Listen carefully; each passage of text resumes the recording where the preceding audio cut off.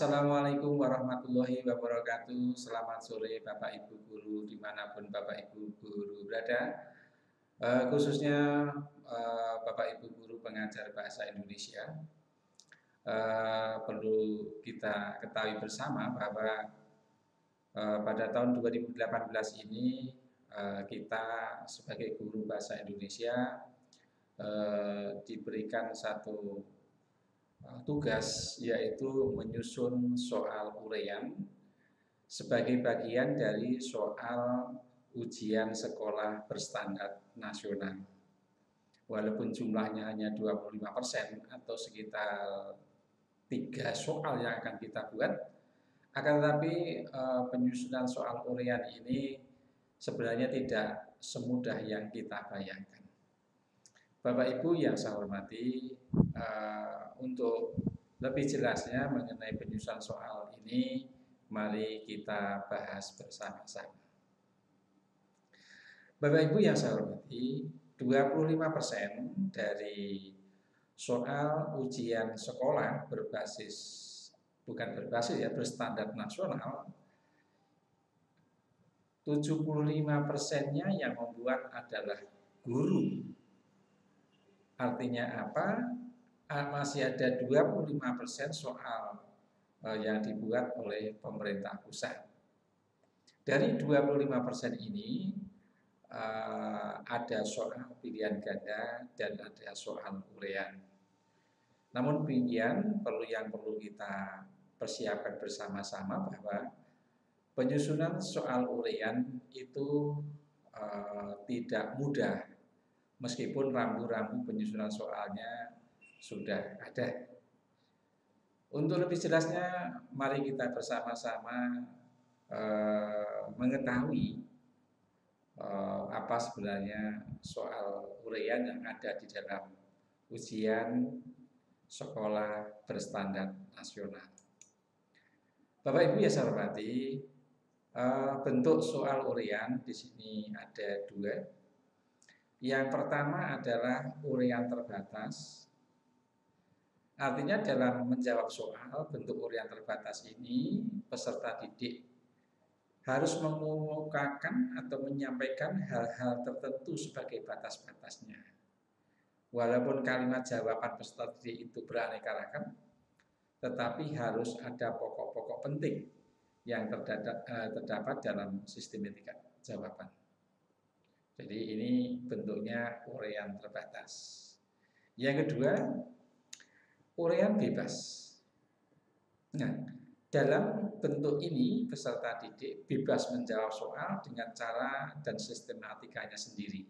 Jadi tidak ada aturan yang mengikat, melainkan siswa bebas mengekspresikan jawaban itu.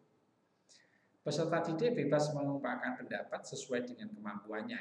Oleh karena itu, setiap peserta didik ini mempunyai cara dan sistematika yang berbeda-beda. Namun guru tetap harus mempunyai acuan dan patokan dalam mengoreksi peserta didik nanti. Berikutnya Bapak Ibu, berdasarkan pendekatan atau cara pemberian skor, soal urean ini ada 2, yaitu bentuk urean objektif,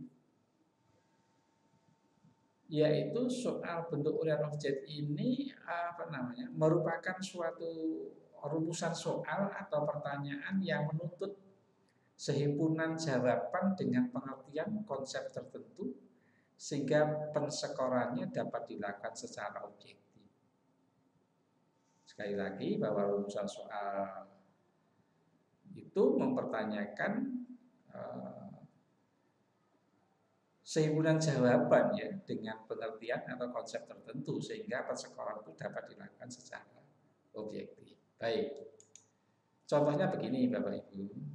Jadi kita harus hati-hati di dalam membuat soal objektif itu. Misalnya ada satu indikator soal disajikan sebuah petikan cerpen, siswa dapat menentukan watak tokoh utama, setting tempat yang disertai bukti teks. Oleh karena itu, pedoman yang kita gunakan seperti yang ada di dalam paparan ini, bahwa siswa nanti diminta untuk menentukan watak tokoh utamanya. Itu kita beri skor 1. Siswa menunjukkan bukti teks watak tokoh utama. Itu kita beri skor 1. Kemudian menunjukkan setting tempat dengan benar. Kita beri skor 1. Menunjukkan bukti teks setting tempat, kita berikan skor 1. Jadi soal yang kita bisa misalkan nomor 1 ini skor maksimumnya ada 4. Ya, sekali lagi bahwa penulisan soal ini tidak sekedar menulis soal, tetapi juga kita dituntut untuk membuat pedoman persekoran dan penilaian dengan benar. Oleh karena itu kita harus menuliskan membuat pertanyaan yang terukur dengan jelas. Berikutnya Bapak Ibu, kalau tadi soal objektif, sekarang soal uraian non objektif. Jadi soal uraian non objektif ini adalah rumusan soal yang menuntut sehimpunan jawaban berupa pengertian konsep menurut pendapat masing-masing peserta didik. Sehingga memang persekorannya sukar dilakukan secara objektif. Artinya apa? Persekoran dapat mengandung unsur subjektivitas. Ya, jadi ini menuntut guru agar lebih jelas di dalam menentukan pedoman penyekorannya. Contohnya Bapak Ibu, disajikan 2 buah paragraf. Siswa dapat meringkas isi paragraf tersebut. Nah, otomatis jawaban setiap siswa akan berbeda satu dengan yang lain. Nah, oleh karena itu dalam soal ini kita harus membuat kriteria jawaban atau membuat pedoman penilaian. Misalnya, ringkasan itu kita nilai sangat lengkap. Namanya ringkasan berarti mewakili dari semua apa yang ada di dalam bacaan. Itu kita beri skor 3. Ringkasan kurang lengkap misalnya kita beri skor 2. Ringkasan tidak lengkap tetapi ada ringkasan gitu ya, kita beri skor 1. Ringkasannya ada tetapi salah, tidak dalam bahasa Indonesia tidak match ya, tidak ada hubungannya, maka kita beri 0. Oleh karena itu misalnya ini skor ini kita buat soal nomor 2, maka skor maksimum soal nomor 2 adalah 3. Berikutnya Bapak Ibu, untuk penilaiannya misalnya ada 5 soal yang skornya berbeda-beda, maka kita harus menghitungnya. Misalnya skor 1 tadi soal 1 skor 4, soal 2 skornya 5, soal 3 skornya 4, soal 4 3, kemudian soal nomor 5 itu skornya 4. Maka jumlah skor maksimal ada 12.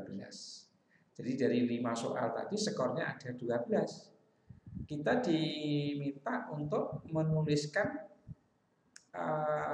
nilai 20%. Misalnya yang pilihan ganda tadi kita nilai 40%, maka ini 20%. Maka caranya perolehan skor maksimal, skor siswa ya, perolehan skor dibagi skor maksimal dikalikan 20. Misalnya siswa kita mendapatkan nilai 12, skor maksimalnya 12, maka dikalikan 20 sama dengan 20. Artinya untuk 20% dari soal ujian sekolah tadi mendapatkan nilai 20. Kalau misalnya pilihan gandanya mendapatkan nilai 60, maka nilai siswa menjadi 80 dan seterusnya. Mudah ya Bapak Ibu ya. Karena apa? Tanpa menggunakan skor semacam ini dan kita hanya seperti biasa mungkin hanya menilai, oh ini jumlahnya sekian sekian sekian, nanti apa namanya kita tidak akan objektif lagi di dalam memberikan penilaian. Bapak Ibu yang saya hormati, demikian uraian dan paparan singkat saya mengenai penyusunan soal uraian ujian sekolah berstandar nasional. Meskipun nanti hanya 2 atau 3 soal yang kita susun, sedangkan yang lain itu disusun oleh pemerintah. Baik Bapak Ibu yang saya hormati, saya berharap Bapak Ibu guru dimanapun berada, khususnya Bapak Ibu guru bahasa Indonesia, saya berharap agar ujian sekolah atau UASBN nanti bisa dipersiapkan semaksimal mungkin. Selain itu, untuk soal ujian praktek, kita juga harus menyusun indikator, menyusun pedoman penilaian secara akurat sehingga tidak ada yang merugikan siswa-siswa kita. Terima kasih atas segala perhatiannya.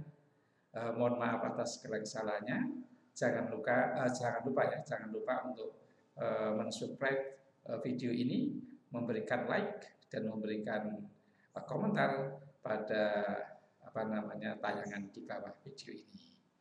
Mudah-mudahan bisa bermanfaat. Selamat sore. Assalamualaikum warahmatullahi wabarakatuh.